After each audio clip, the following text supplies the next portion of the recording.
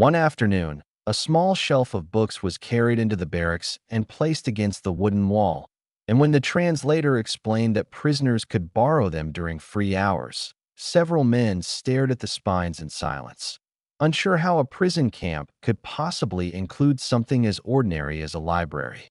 The shelf itself was simple, built from rough wood and placed against a wall that had until then held nothing but hooks and shadows.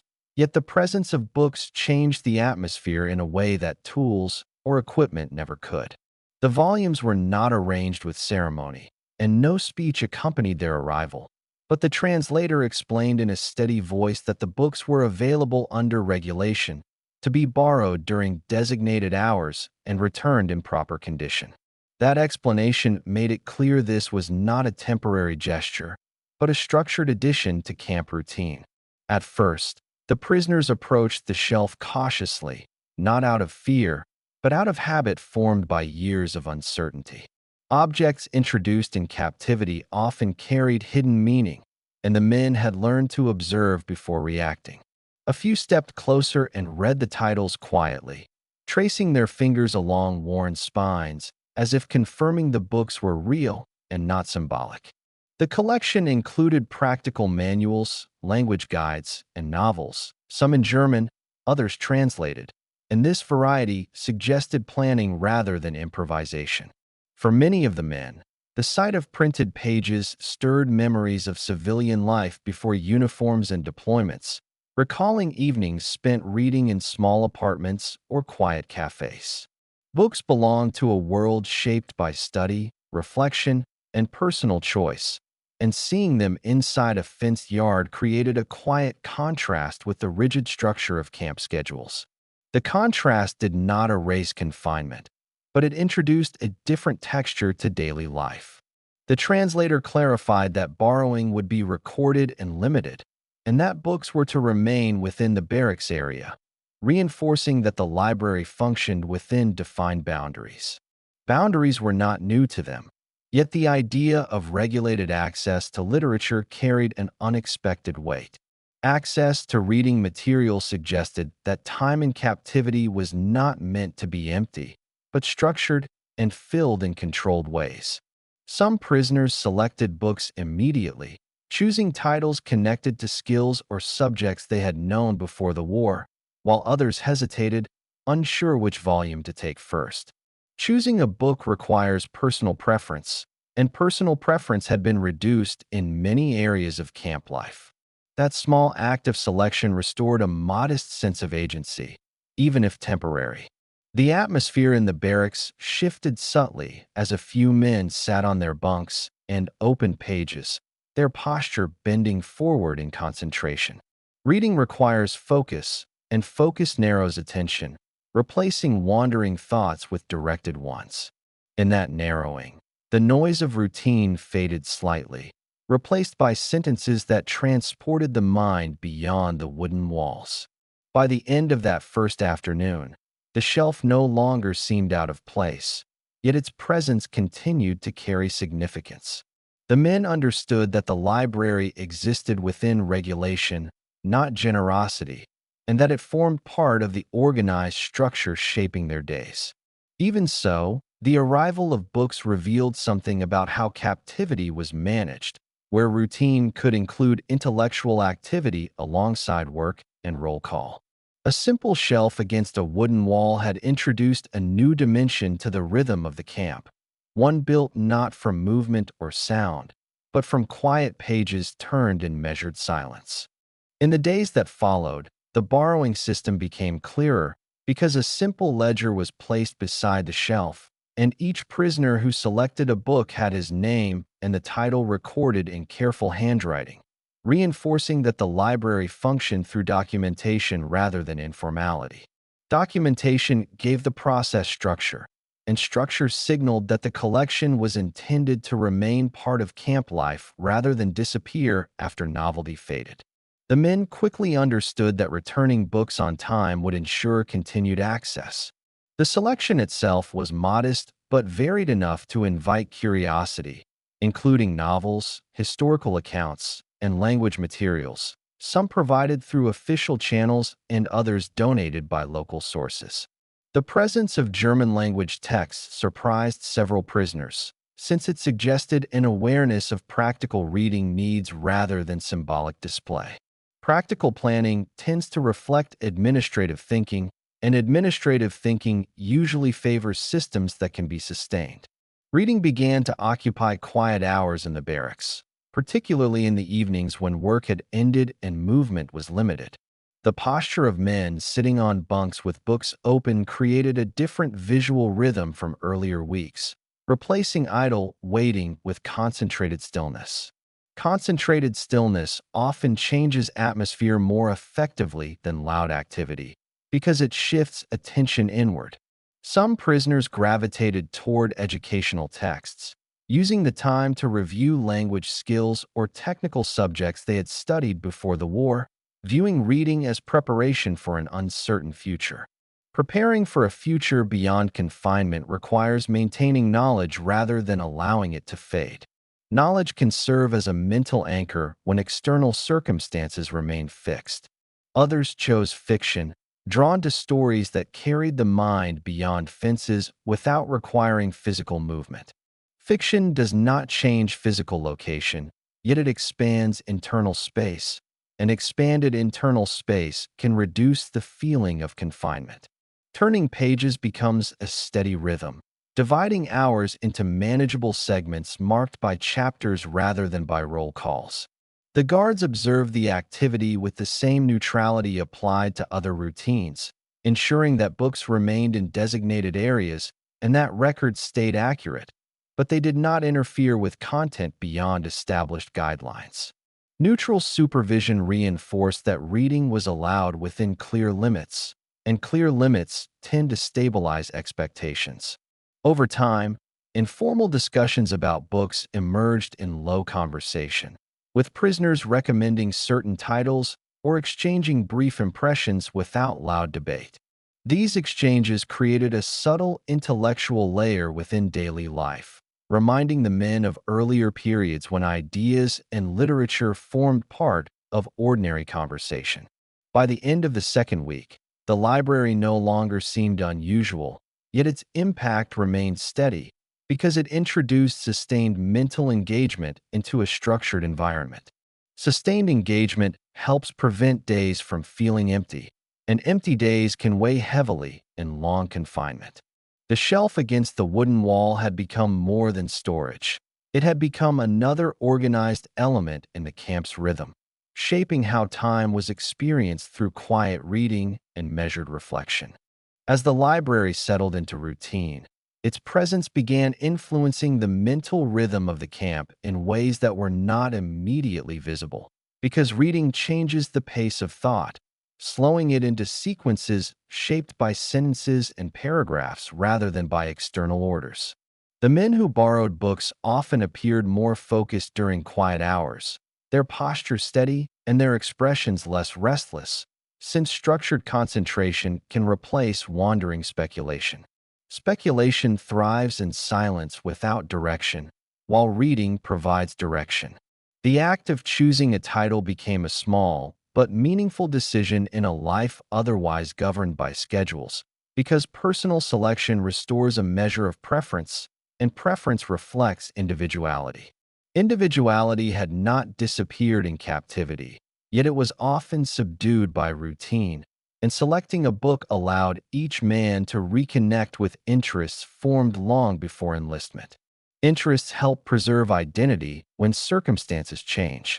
Some prisoners gravitated toward subjects that aligned with their former professions, such as engineering manuals or agricultural texts, viewing the pages not merely as distraction but as preparation. Preparation for a post-war future required maintaining skills rather than letting them fade through inactivity. Even theoretical review can sustain confidence in one's abilities. Confidence matters in prolonged uncertainty. Others turned to literature, where stories unfolded beyond fences and schedules, transporting attention into different landscapes and times. Transported attention can reduce the immediate weight of confinement without denying its reality. The mind remains in the barracks, yet imagination travels through description, and that travel offers variation in otherwise repetitive days.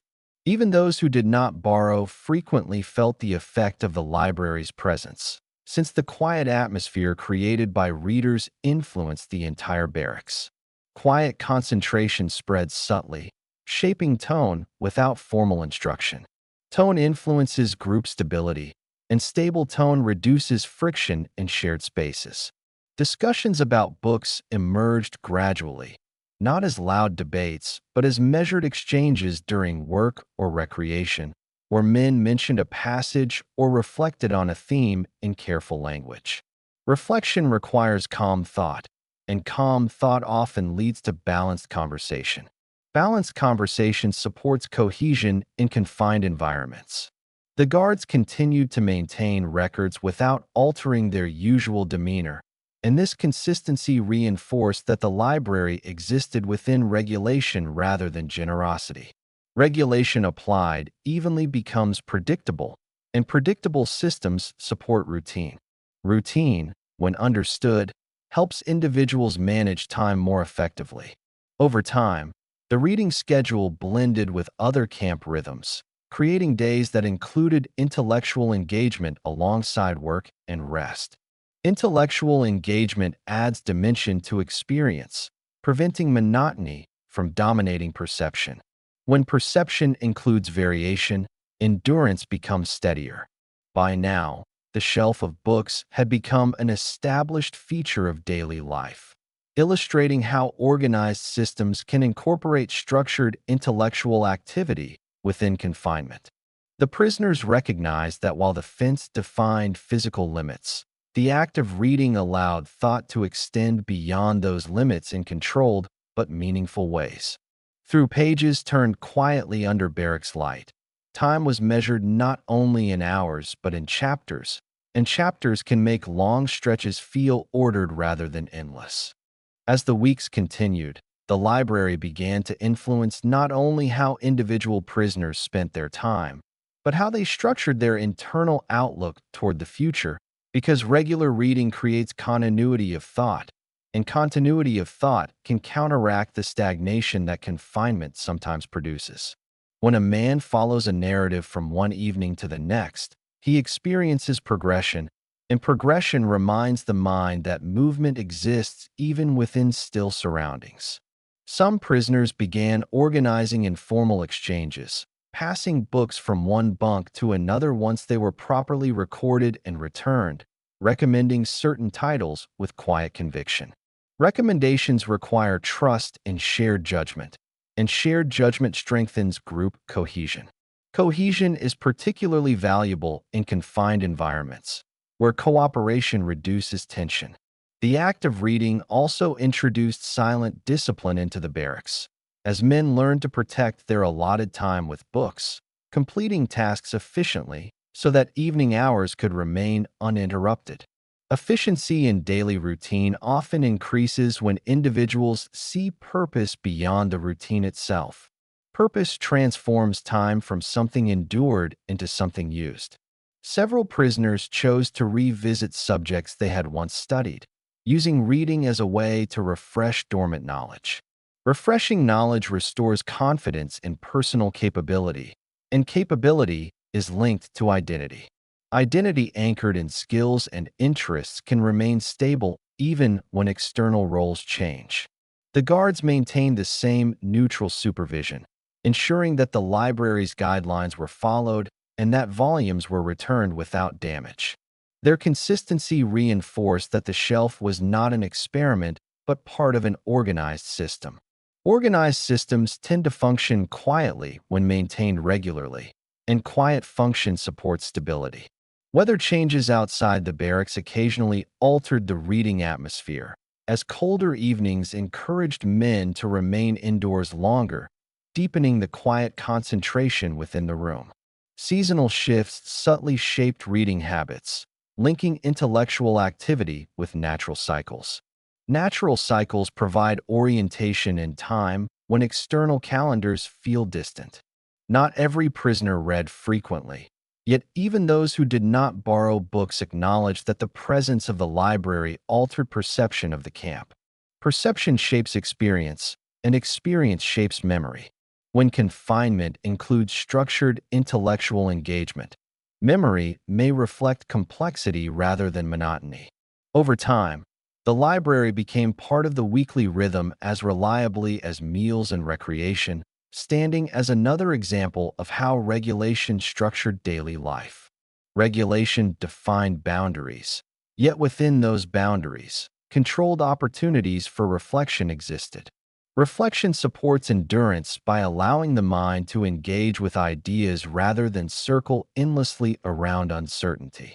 By this stage, the shelf against the wooden wall no longer drew attention, yet its influence remained steady because it offered measured escape without removing reality. Pages turned quietly each evening formed a pattern of progression within repetition, and progression, even in small increments, helps sustain balance over long periods of confinement.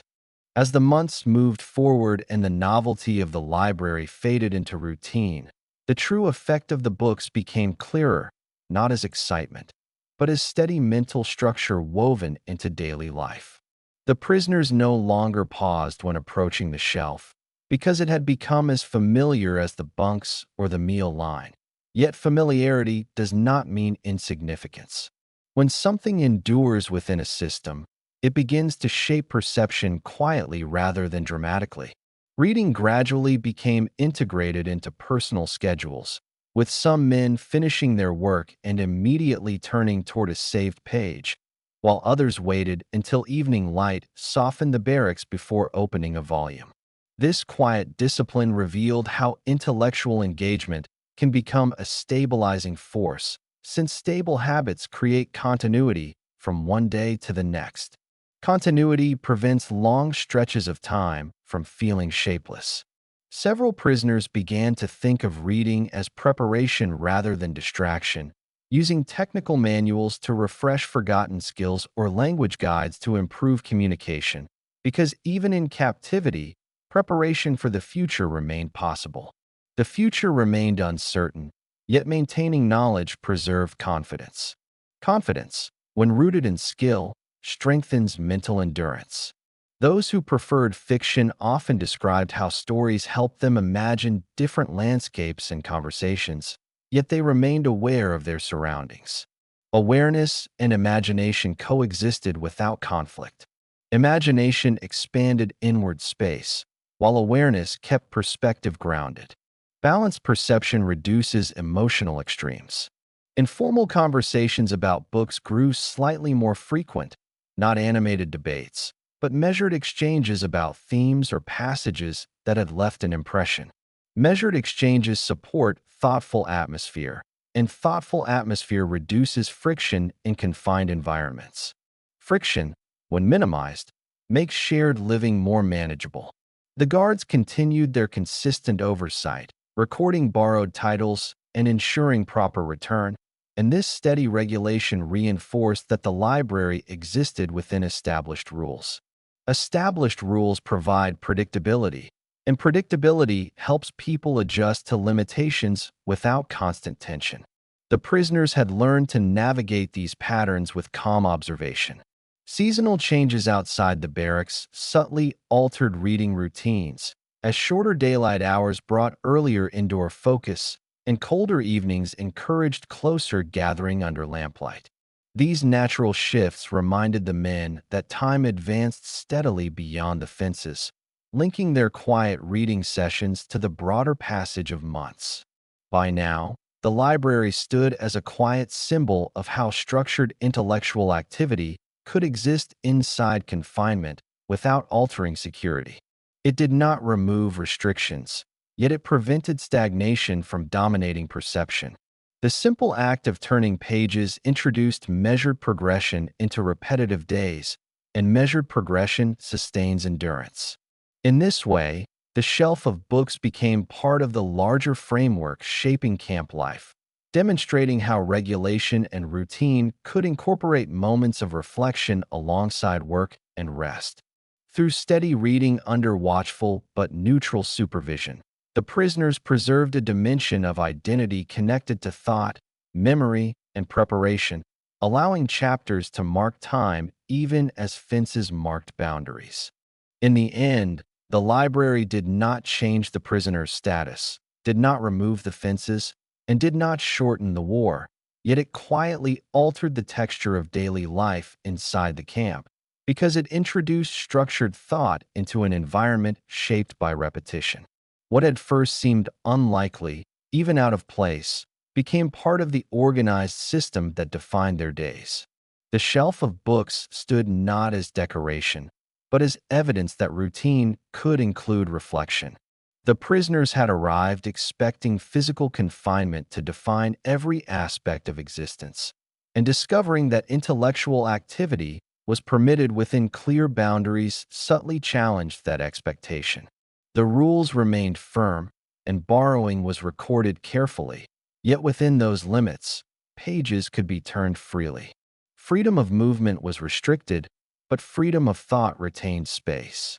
Reading required patience, attention, and discipline, qualities already familiar to soldiers, yet applied now in a quieter way. Through novels, manuals, and essays, the men measured time in chapters rather than only in roll calls.